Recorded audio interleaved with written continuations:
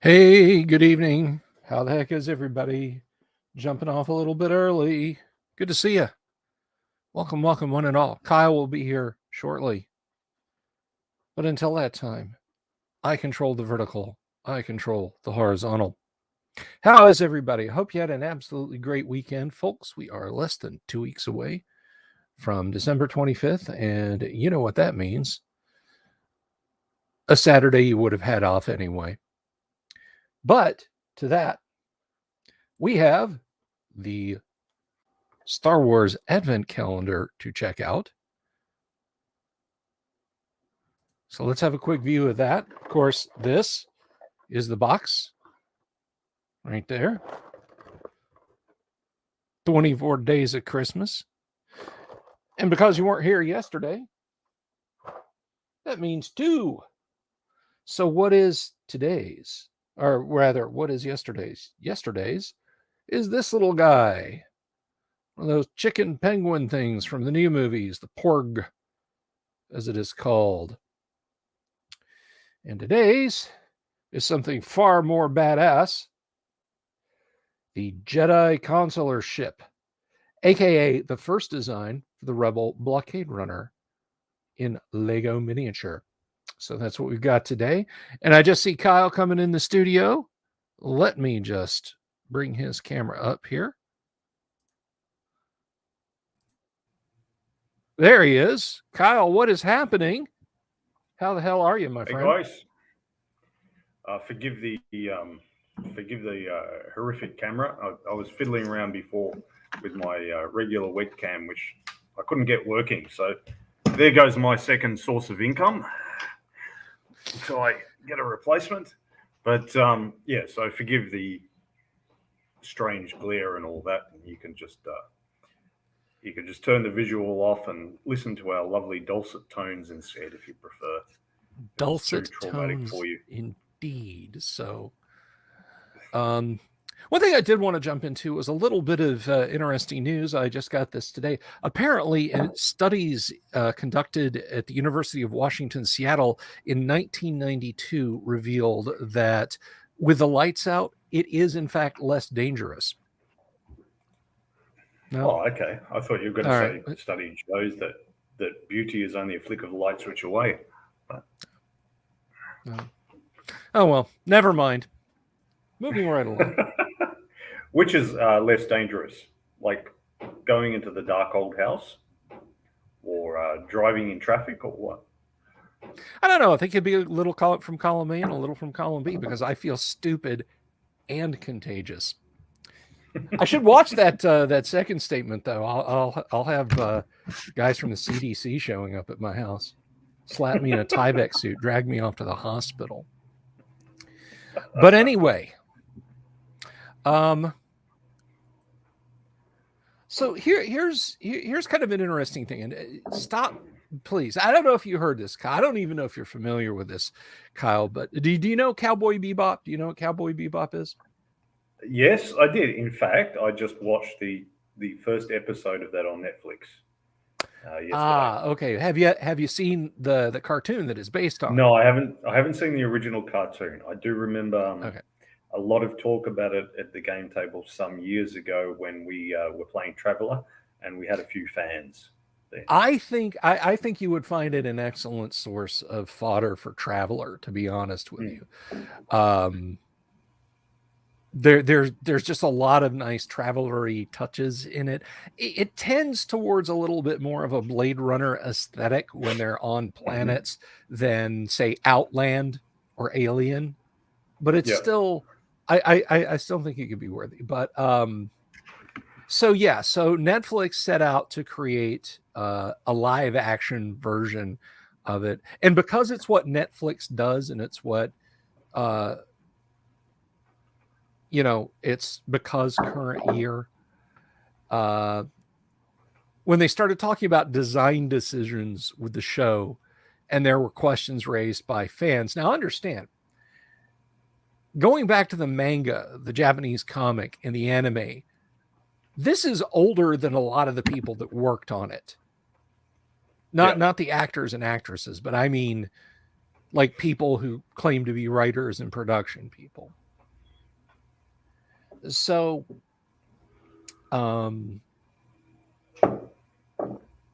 so when people said, Faye Valentine really is a sex bomb, that's kind of, on the cartoon, they were met with, how shall we say, an unreasonable amount of pushback. And I'm going somewhere game related with this, not just a Traveler reference, but the people producing the show immediately got up in the grills of fans and said a various number of ridiculous things like, it's not for you. Well, who the fuck is it for? And if you're not, I heard this on the same pushback with Star Wars. It's like, the new movies. Well, this doesn't appeal to me at all. And I've been a Star Wars fan since I was 7 years old. Well, it's not for you. And who the fuck is it for? The homeless guy living in the woods up the highway from me? Thank you, sir. I could destroy some subway. Oh, and take me to that new Star Wars movie because this is not for you. So they said it's not for you. One of the more ridiculous things was, Faye isn't your sex object anymore, fanboys. Get over it. Literally out of the gate, they throw a sex scene with Faye at the viewer. Like it not like subtle, not implied. I didn't see it in the first episode. Must be a later one. It may be. I'm sorry. Spoiler alert, Kyle. Spoiler alert. Well, I mean, I presume if there are any sex scenes anywhere in the show, I didn't.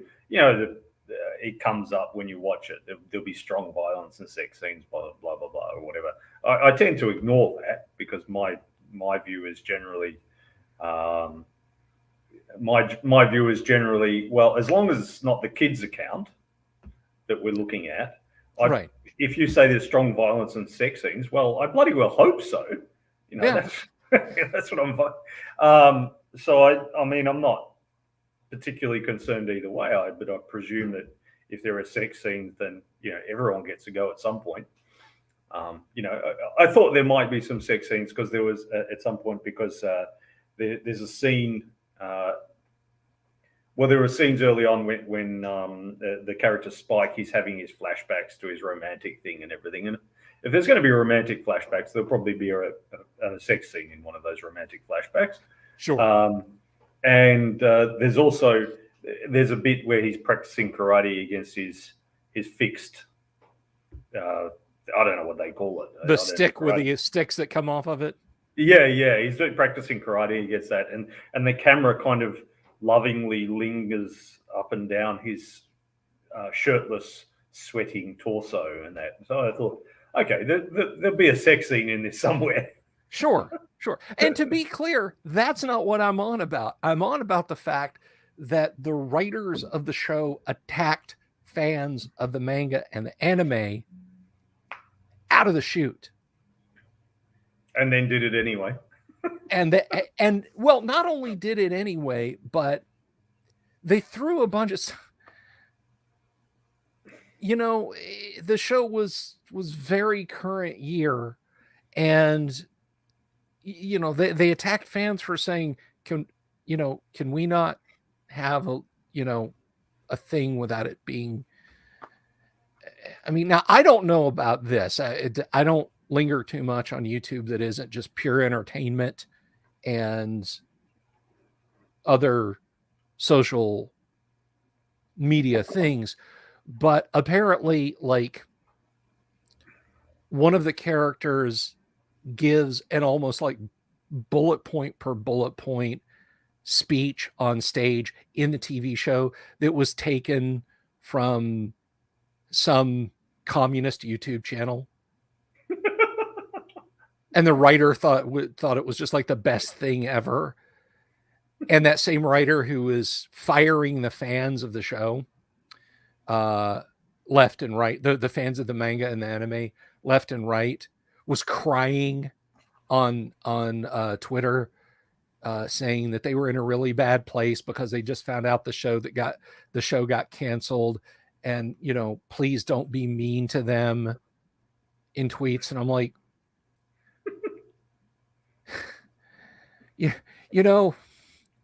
throwing rocks at the fire truck as it's pulling up and your house is burning down is probably not a good idea.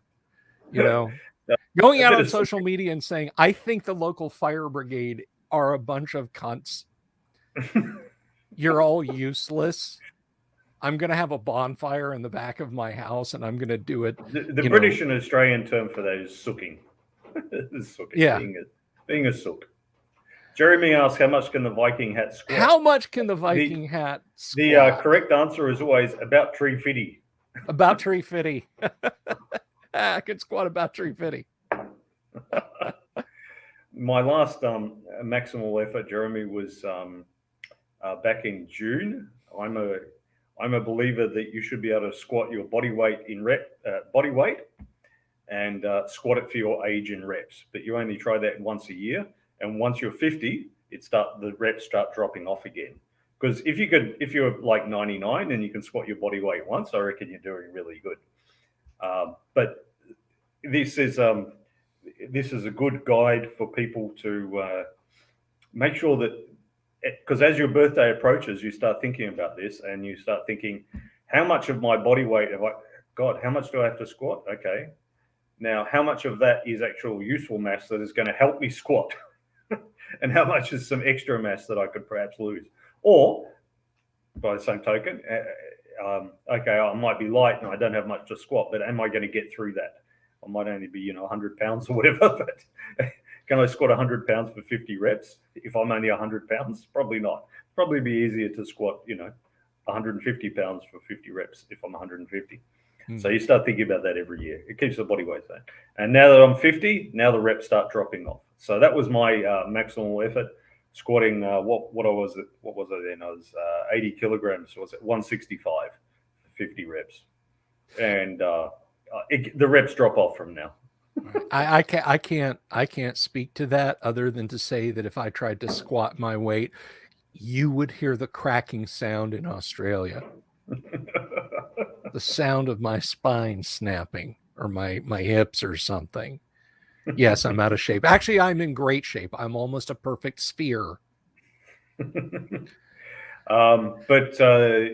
now, I've done some big squats in my life. Not anywhere near competition worthy or whatever, but I've done some decent squats. But none of that matters now because I'm 50. So now all that matters is health. If I were going to be a great athlete or adventurer, those days are long past. There's a reason that there are aging rules in this thing and in this thing. Aging rules. Not that you ever absolutely. You never last long enough to actually use the aging rules, but in principle. No, in principle. If your adventurer, starts at 18 and then turns 50, they're not going to be quite as tough as they used to be. See, Kyle, God bless him, likes to throw Dungeons and Dragons appellations at me to kind of boost my spirits. Like, well, Bill, you're a 9th level fighter. You've cleared your hex and secured your stronghold. I tend to go the other way a little bit more towards Gamma World by way of Logan's Run. I'm like, no, Kyle, my life lock is flashing red. The Sandmen are going to come for me if I don't report to Carousel. That's what being my age means. But if you're like me, you're 6 feet tall and named Bill. But anyway, so here's a funny gaming thing. I was talking about gaming and I was talking about firing your fans. Hello, Damien. Yes. Good to see you. I was talking about gaming and I was talking about firing your fans and I was talking about this isn't for you. I have heard that excuse trotted out since around 2014. Something happened in 2014 to hobbies. I can almost think of what it was, but perhaps we'll talk about that some other time. It'll be a good gab to talk about that at a later time. But anyway, it's not for you. So you're fired. There is only one fandom, one hobby that can survive constantly firing its fans or making them so mad that they quit. And that's whatever the hell it is you want to call what Games Workshop does. I don't know what pact with Satan they have at GW. I thought like Satan worship was more of a California, America kind of thing, but apparently they've got like some old world witchcraft, black magic, where GW can just straight up be like, the new codex is just a picture of us wiping our asses with your money. Buy it. We're just throwing random Legos in a box and charging you $400 for them. That's your new army. Buy it. And they do. I think it's the collector thing. Yeah, the FOMO, they call it. But, people line up to buy their stuff, but they're the only company I know of that can really get away with that. So when you're a hobby company, well, no, I think it's just because they've appealed to collectors. Really, it's like we've discussed before. There's the ASEAM, which is the website for all the guys collecting all various D&D things, and I remember, once there was this thread of guys posting up their game rooms, and some guys had fantastic game rooms. They had, these dedicated tables with little drawers in them for each player to sit, and here's a space for the dice in each drawer and that sort of thing. It was fantastic setups and that. And anyway, one guy had this real old school library kind of set up with the big old walnut desk with the green leather on top and everything, and a huge long table.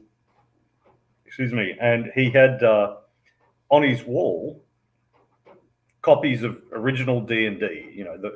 The ones that sell for anywhere between a few thousand to over 10,000. Yes, 1974. And all he'd shrink wrapped it and stuff, and it was sitting there, and he had like 17 copies or something. And he didn't game. He didn't game at all. He certainly didn't game with those copies. I could understand not gaming with those copies.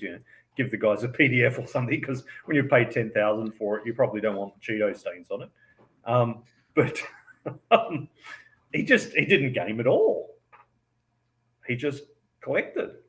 So I think what GW has done is just tap into those guys who collect. And the thing about the collector is collectors are completionists. If you're a guy who collects the original 35mm film that went in projectors to show movies in the 1970s in cinemas, and you've got the edition of Star Wars and then the edition of Empire Strikes Back, of course you want Return of the Jedi as well. You want the third. But I think what GW does is they're always producing another one, so it can never be complete.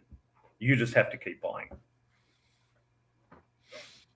Yeah, and I think you're absolutely right about that. But when you talk about like just Wizards of the Coast by themselves do not measure up to the titan that is Games Workshop. You look at GW's market cap, and they could swallow Wizards of the Coast without noticing it. It would be like, a single plankton going down a basking shark's throat, right?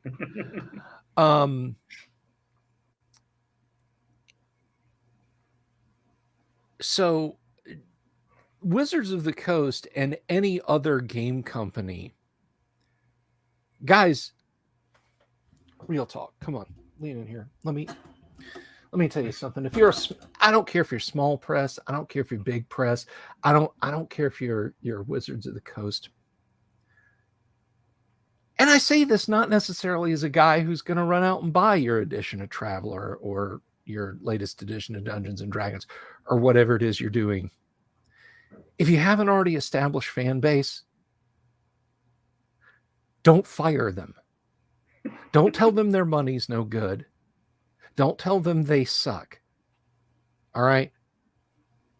Because you're going to wake up. And I know this for a fact. I watched this happen with comic books. I watched this happen with some video game developer studios, indie ones, small ones. You're going to wake up one day and look at the clock and think to yourself, shit, I got to get to Starbucks. Not to get your coffee on your way into the office, but to serve it. So please, from the bottom of my big nerdy heart. Well, that applies to any business. I mean, those who've got the visual going, see there's lockers back there. That's my members. That's my current members. New members don't bother getting a locker because that's just for people who leave stuff here, leave their weightlifting shoes and that sort of stuff. But if they're a new member, they come in their shorts and t-shirt and runners and work out there. They don't need a locker. I look after those guys first. And if I'm thinking about changing my hours or something, I run it, or my prices or whatever, I run it by those guys first. Mm-hmm. I don't worry about all the potential ones or the new ones out there. You know, those are ones, the established ones. Because the established ones as well, and this is where we come back to gaming, is they're the ones who bring new people into the hobby more than anything. You know, it's like we talk about in business, in the gym business, we talk about our client referrals. But the same is true of D&D or Traveller or whatever you're playing. Mm-hmm. Your referral, hey, Jim, come and play with it. We have a great time on Thursday nights. Come and play with us. Well, what's it all about? Well, and then he does a referral. And there's a similarity, actually. I just thought of it. So my very dear friend Aaron, who's just returned from overseas today and will get out of quarantine in a few days, he lifts here. He and games. So that's why he's a very dear friend. Lifts and he games. What else could a man want in a friend? He commented, Kyle, the chance of our referring someone to come and lift at your gym has nothing to do with whether or not we like you. It's whether or not we like them. Because if we refer them and they come, we're going to have to see them 3 more times a week. We have to see them a lot more often. Right. And I think the same is true of game systems as well. So, like, whether or not I say that this is a good game, this D&D, to you, I mean, I like it as a game, but do I bother talking to you about it and inviting you to my game group? Well, it doesn't really depend on whether I like first edition or second edition better. It depends a lot more on whether or not I like you and want to see you at my game table all the time. So that's why I say you've got to look after I agree that you've got to look after your current customers and build those relationships. So when they do have those people in their lives that might be interested in that hobby or that business or whatever, that they invite them to come along. Because it's 2 conditions. They have to like the hobby and they have to like the person that they're inviting to come along with them. Yes. As well. And the business owner can only control one of those 2 things. So, so they've got to look after that as well. So I agree. Yeah, you've got to look after your current customers. I think that can go down a toxic route, though. GURPS did that, where they listened. Well, sorry. Let's be more complete. When you listen to your fan base, you have to listen to all your fans. Not just the most vocal nerds on some forums. Mm-hmm. Because if you listen to the most vocal nerds on some forums, you get something like GURPS 4th edition, where it becomes so complex and, oh no, it's not a game, it's a toolkit and all that bullshit. And it's just so dense that people don't get into it. And it fizzles out and people get Munchkin instead because it's more accessible. I mean, why is Munchkin making them a lot of money and GURPS doesn't? One is accessible, the other one isn't. from that, they decided to just stop producing as much GURP stuff. Well, how about you make it more accessible? I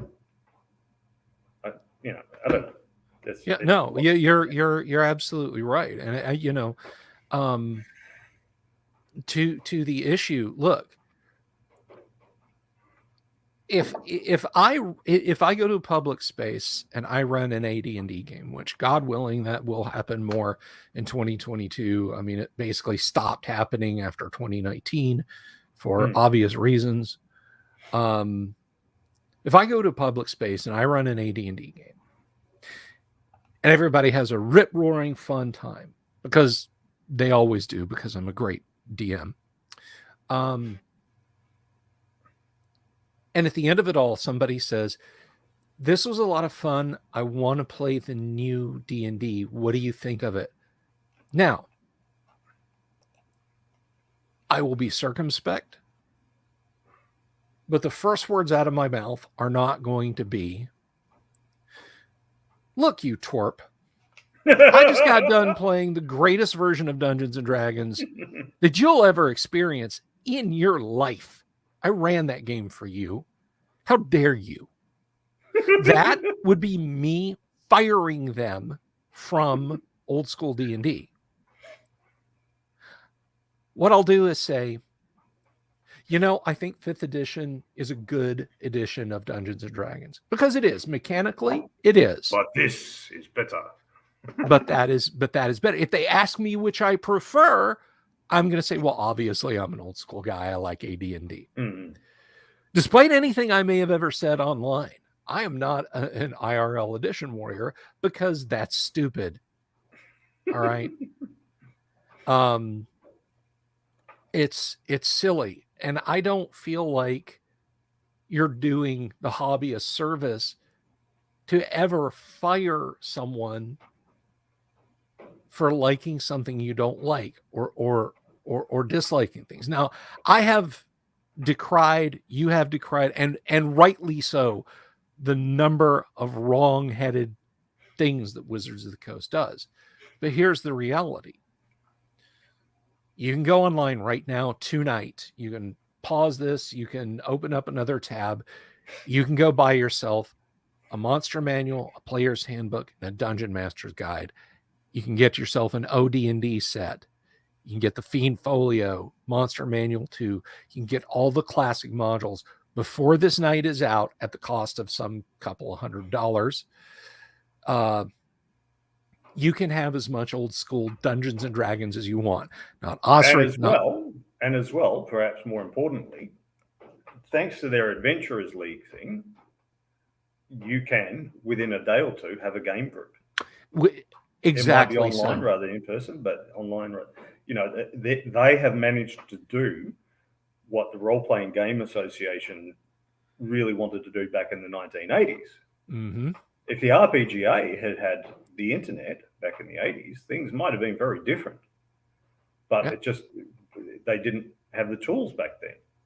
But now they do. So it's a lot more accessible. So to my mind, it's, like, again, coming to gym parallels, it's like CrossFit. So for those who don't know, CrossFit is a system, but not really a system of training, but a bunch of training where people try to train all these different aspects as a big mess. So they'll do some barbell stuff, and they'll do some sprints, and they'll do some rope climbs, and they mix it all up. Now, this isn't optimal for training because you don't train the technique properly, and by doing 10 different things, you don't get better at them compared to if you just do 3 or 4 things. Because if you do 3 or 4 things and get good at them, then you'll be better at the other 6 or 7 things anyway. Whereas if you do 10 things, you'll just be mediocre at them all. Mm-hmm. So it's not at all optimal. But something that CrossFit did do was get barbells and other training out there. And with all their marketing, they got a lot more women into training. And it's like the old nightclub things. They let women in. They want to have more women than men in the bar, because more women bring more women in, and more women bring more men in. But having more men there doesn't bring anyone in. So this is gyms true. Nightclubs, gyms, exactly the same. So they did that. And one strength training guru, his comment was, our argument with CrossFit has always been a family argument. And I feel the same way about Wizards of the Coast and 5th edition and all the rest. Our argument with them is a family argument. Yeah. In the end, yeah. they're gamers. In the end, they're gamers. So Wizards has the stuff out there. Now, the argument for how long it's going to last without getting ballardized and getting potentially censored and edited because current year sensibilities, that's for another time. The stuff is out there and the stuff is available. But if they're going to have that, why in the same breath try and fire players? Nobody took Cowboy Bebop DVDs out of print. Nobody took the manga off of print availability. I think you can still get trade paperbacks of the original Cowboy Bebop from V's. If you wanted it to still be accessible, why then fire the customers? I don't understand throwing money away at that level. A high fidelity science fiction TV show, even in the days of being able to knock out special effects on a PowerBook and shoot with a camera that's literally no better than the one you're watching me on with a green screen. Like, you know, you get like 4 or 5 people from Netflix in here. They can make it look like I'm sitting in an air car hovering outside the Wayland-Yutani building and not move a muscle. Like they would literally just hang some green screens, plug in a workstation class PC to sit between my camera and my feet, and just like, boom, there you go. But even so, with the budgets they're talking about, why spend that money alienating people? It baffles me. I want to answer Damien's question because he's been patient. He's been sitting here because this is kind of relevant, slightly relevant. It's game related, at least. Did TSR buy Forgotten Realms from the original writer, or has it been licensed the whole time? Okay, so Forgotten Realms is Ed Greenwood's jam. Everything that Greenwood produced for TSR, Dragon Magazine, individual sets, modules, source books, is all the property of TSR, now Wizards of the Coast. Even Hickman and Weiss, the creators of Dragonlance, all of their works belong to TSR and thus to Wizards of the Coast. And his follow-up question is, and I'll put this one up there. I asked because ever since WotC bought D&D as the purchase of TSR back in late 98, their only new setting seems to be Eberron, yet the Realms is the setting that gets the biggest push by the company. I would amend that slightly, Damien. When they rebooted Dungeons and Dragons in 1999 and 2000, the default, and not a lot of people know this, but the default setting was Greyhawk. Now, since then, they've kind of gone full ham on other settings. It never felt to me as a player, and yes, I did play 3rd edition. I did play 3.5. It never felt to me as a player like the baked-in Greyhawk-ness of 1st edition AD&D was that prevalent in 3 and 3.5. Now, I know when 4th came out, they swung for the fences with almost said Eberron, with Forgotten Realms for 4th edition, and Eberron was definitely out there. But as to why they haven't produced brand new settings, I think that's a fair question. I mean, I hate to say this because, and this isn't anything that's specifically directed at Wizards of the Coast with any degree of ire or ugliness. This is just in general. There's kind of only so many ways you can make a cheesecake. a little more egg, a little less egg, sour cream, more vanilla, less vanilla, nutmeg, no nutmeg, cinnamon, no cinnamon, more sugar, less sugar, 3 bars of cream cheese instead of 4. There's only so many ways you can do it. You can add it, and it's like, okay, when you know how to make a base cheesecake, do you make your crust with shortbread crackers? Do you make it with graham crackers? Do you make it with ginger snaps? You're gonna make a pumpkin pie cheesecake. You're gonna add in cherries and make a cherry cheesecake. There's different variations you can do, but I think at the end of the day, unless you're really willing to color outside the lines and get into something like a Dark Sun is a perfect example. Get into something like Dark Sun, really swing for the fences and say, we're going weird. We're going weird with a capital W. I don't know how many times you can introduce music swells, camera pans across the landscape, epic fantasy, and keep it fresh. So, Wizards might just literally face that, that kind of dilemma. What do you think, Kyle? Well, I've got no horse in the race of Eberron Forgotten Realms. I don't use them as. Oh no, sure, no. I just mean... as we've talked about before, I just roll things up. I roll things up to try to keep them relatively fresh, but I'm still not really coloring outside the lines. I've never gone, full gonzo or full weirdo and stuff. It's all stuff that people have seen before. It's just in new and different combinations.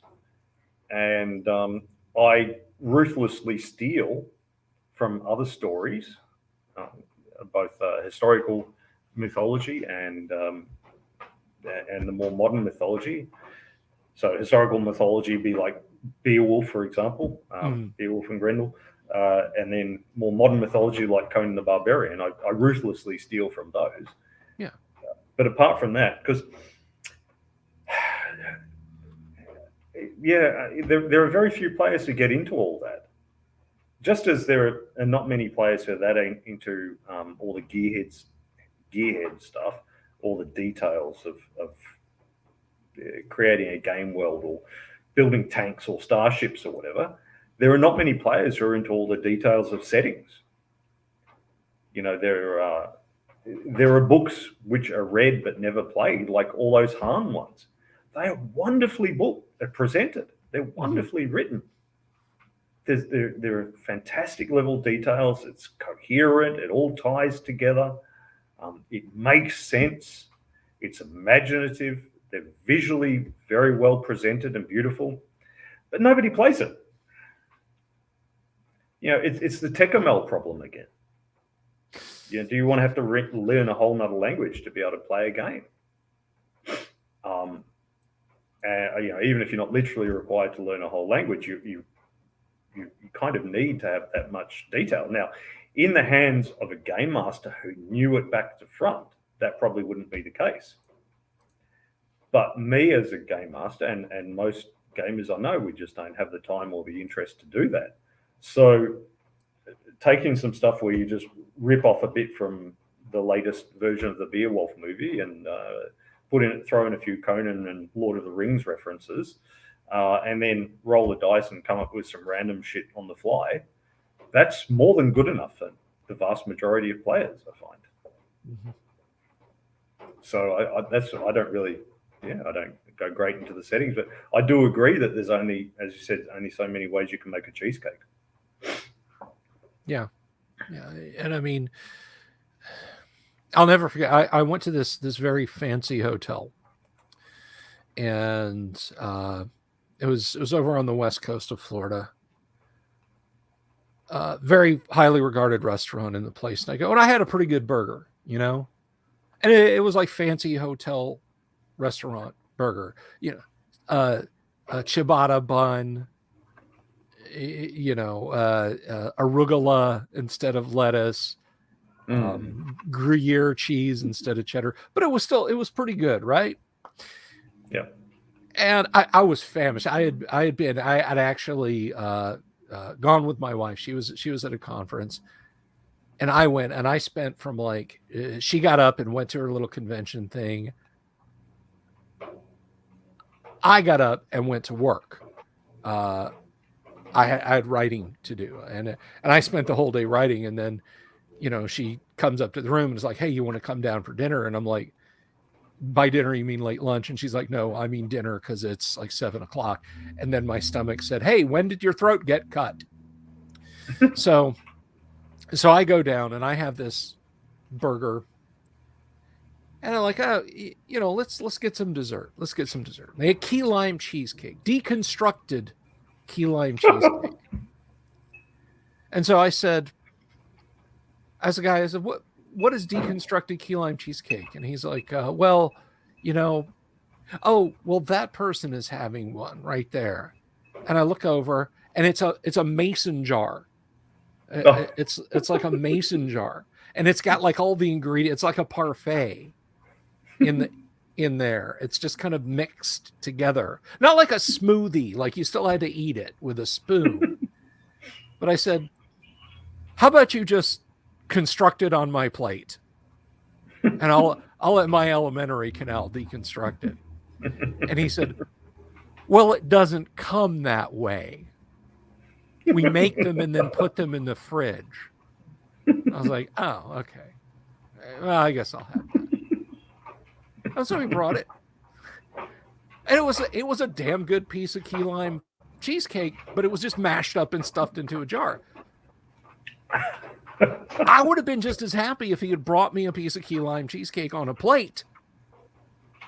You don't have to go crazy sometimes. I think, Damien, and this goes a ways to answering your question, I think,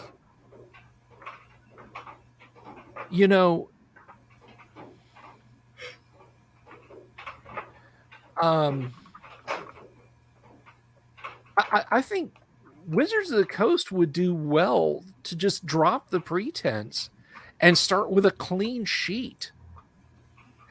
And even if they don't use the AD&D Dungeon Master's Guide, but their own random encounter tables, just start with a hex and just work out from there. You don't have to give us Game of Thrones. You don't have to give us, H.P. Lovecraft meets Traveler, meets Gamma World, meets Greyhawk, meets Dragonlance on but they will on a doomed Earth. They will, because of the collectors, because of the people who want to collect all the setting books, whether they're collecting Han or Eberron, or they're collecting Traveller 5th edition, which is like 600 pages or something, or there are 17 versions of 17 copies of original D&D. They will, for the collectors. So yeah, they'll weird it up. They'll deconstruct it. They'll bring you your dessert in a mason jar. But look, I do think there is some value of that in terms of accessibility, at least to have some vague kind of setting for that Adventurers League or the Role-Playing Game Association or some equivalent. If you're just going to get together a bunch of random people who haven't played before, and you have a game master who's a bit inexperienced and not really confident with it all, to have this pre-made setting, it doesn't need 10 books of it, but to have a little setting book of 48 pages or something could be quite useful for that. Then they've got a base. They know what it's about. Either that or the game master can just openly say, look, hey guys, this is going to be, Lord of the Rings between, after the time Gollum picked up the ring, but before he lost it or whatever. It's, to have some base so the players know what they're dealing with, or to say this is, I like historical settings, but the problem with historical settings is everyone spends all their time arguing about the history. So, Yeah. I mean, people argue even about the abstraction. Wait, Kyle. You said these Legionnaires charging us had speedums, but then you specifically stated this was in 100 BC. The speedum didn't come into use until well after 50 AD. What kind of crazy cockamamie BS is this? Don't laugh, viewers. That happens, and Kyle will back me up on it. Yes, it does. That happens. That happens. And it gets even worse if you do a modern setting. Oh yeah. The player who back in, oh god, it would have been 2003 or something, told me I hack into the GSM network to listen into his phone call.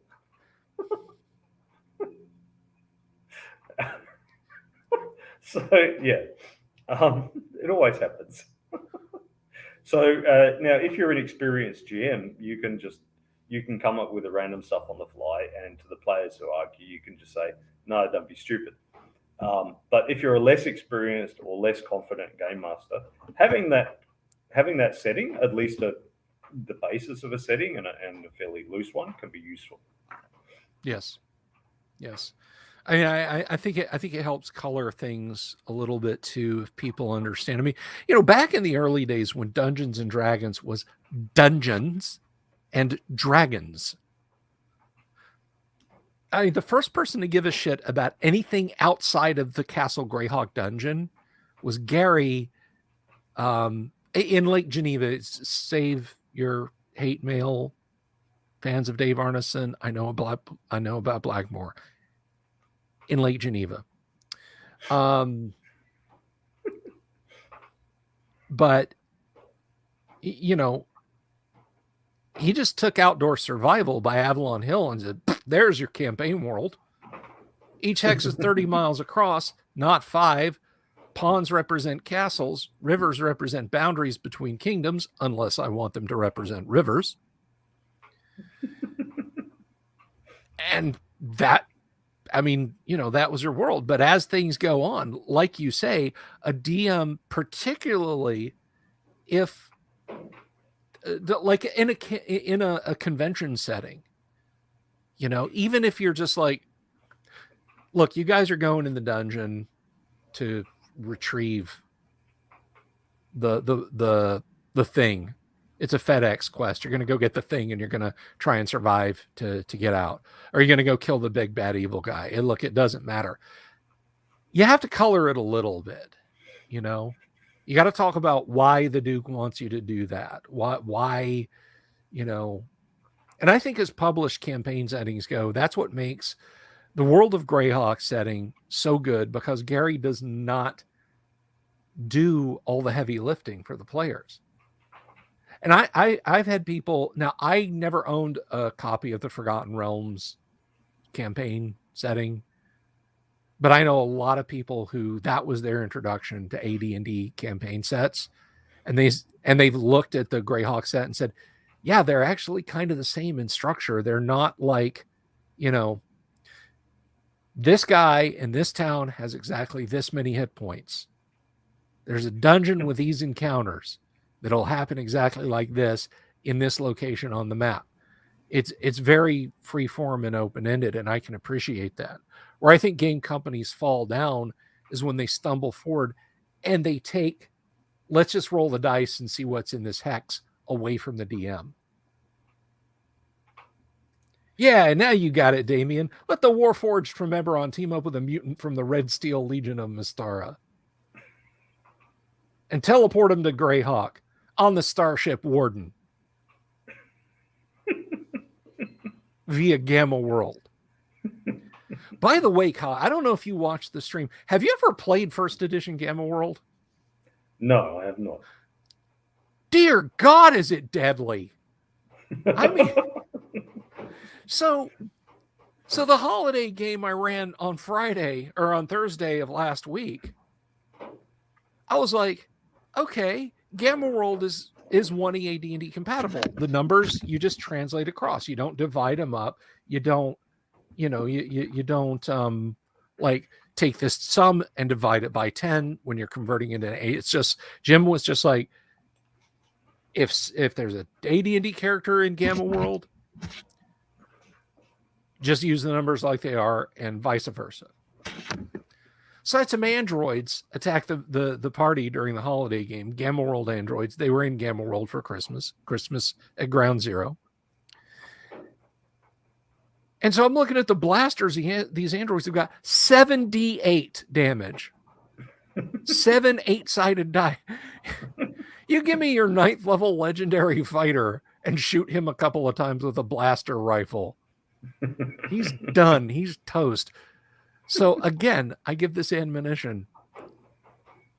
Be very careful about mixing Gamma World and AD&D unless the AD&D party is really high level. Be careful what elements you bring in. Be careful what elements you bring in. I was seeing that discussion this morning. Why is a first level fighter without armor just as easy to hit as a first level magic user without armor? That discussion. My response to the go ahead.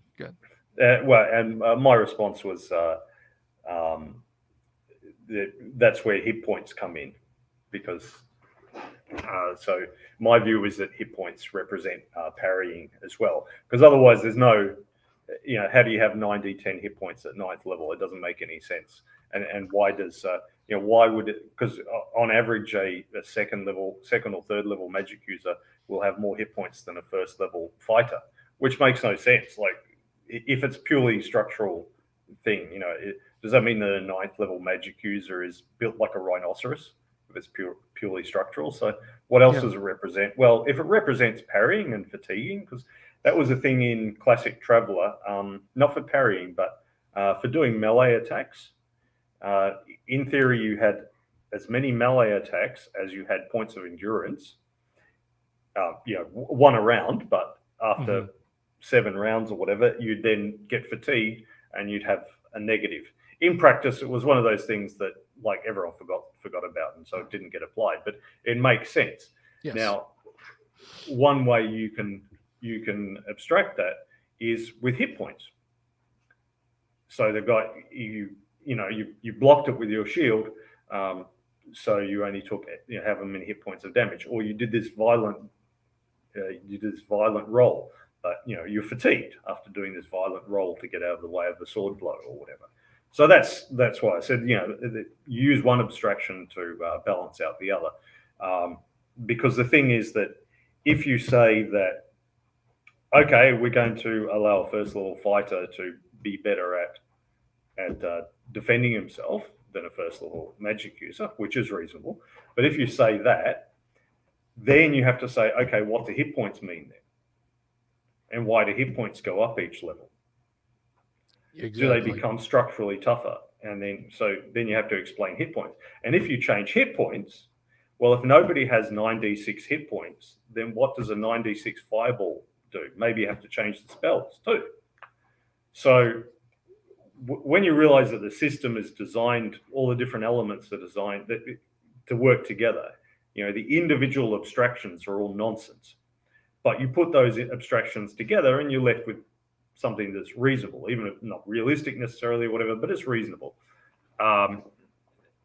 Once you realize how they all have to work together, and how if you change one, then you've got to change a whole bunch of others, then you're more inclined to just leave it the fuck alone. But likewise with setting elements, once you realize just how deadly the blasters are, you're less inclined to do a crossover and bring it into your campaign. More inclined, look, let's just keep it to swords and fireball, shall we? I would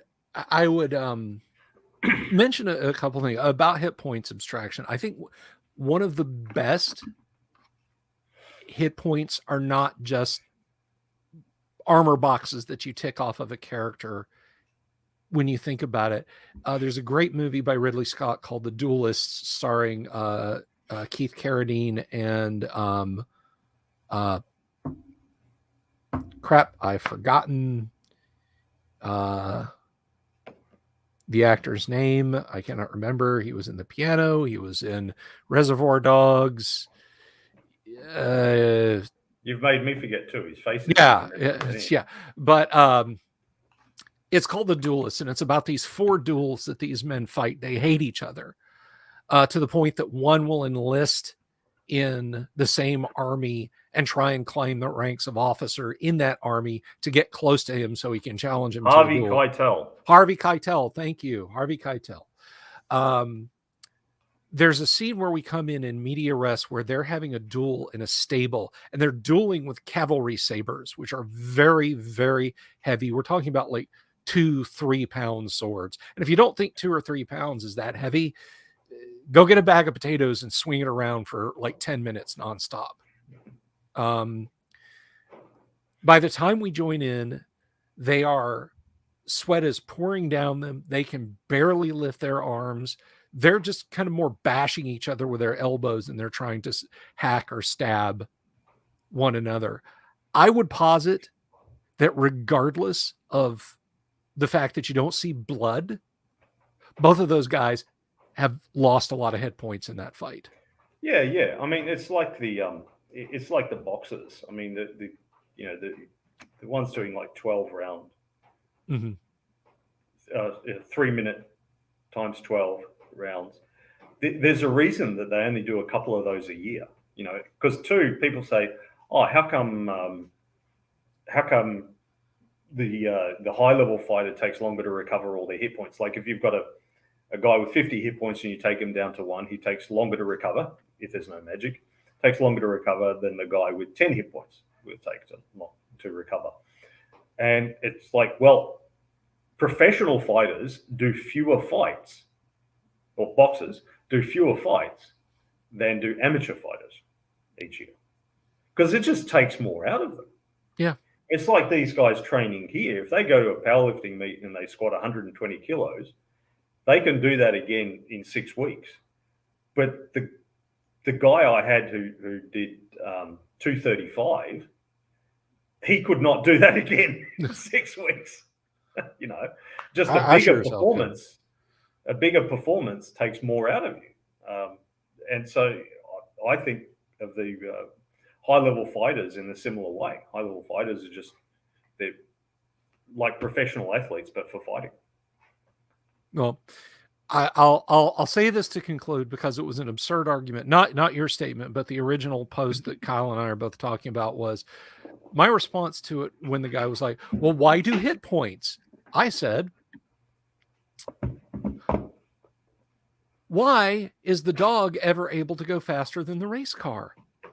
How can the wheelbarrow, the top hat, or the shoe move under their own power at all? Because it's a game, and games have abstractions. But anyway, so this is your last. We don't get to see you again until January, right? That's right. Yeah. So you are gone until. I'm taking leave from the show.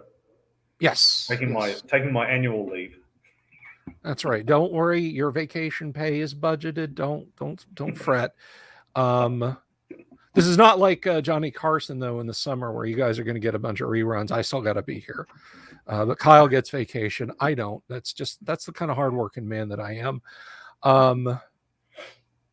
And we will be in an all evening schedule, guys, just in case you're wondering why there's an all evening schedule now. That's what it's going to be going forward. Kyle will be rejoining us after the start of the new year. I will carry this on probably until next week. We'll see when I put the brakes on, but it's been a lot of fun. It's been a lot of fun having you here through the year, Kyle. Safe travels to you and your lovely family. And we'll see you on the other side. And to you, the viewers and listeners who keep making the show great by being here. And that does include Kyle, by the way. We are at 825 subs on the YouTube channel. Guys, we're 175 subscriptions away from hitting that 1,000 sub goal, when we're going to have the great underground virtual gaming con. Kyle's going to run games. I'm going to run games. Other people are going to run games. And you guys are going to be able to play them in a virtual gaming space when we hit 1,000 subs. That's my promise to you. You guys are out there beating the bushes, pressing the flesh, and making it happen. And I couldn't be happier. I think at this rate, we're probably looking at like March, April, maybe for that, but maybe it'll happen sooner. Wouldn't it be a great holiday miracle if I woke up next Monday and we had that 175 subs? Think about it, won't you? All right, guys. I'm going to get out of here. Kyle's got to go. I got to go. Thank you, Damien. Thank you, Jeremy. Thank you, everybody who is in the audience. Ricky, for all being here. And we will see. And I'm sorry to Facebook folks who are coming and viewing this later. I am going to look at getting a StreamYard sub, paid StreamYard sub, so I can stream to both places in the coming year. That's something else that's happening. Have a great evening, everyone. Take care of yourselves, and we'll see you next time. Peace. See you guys.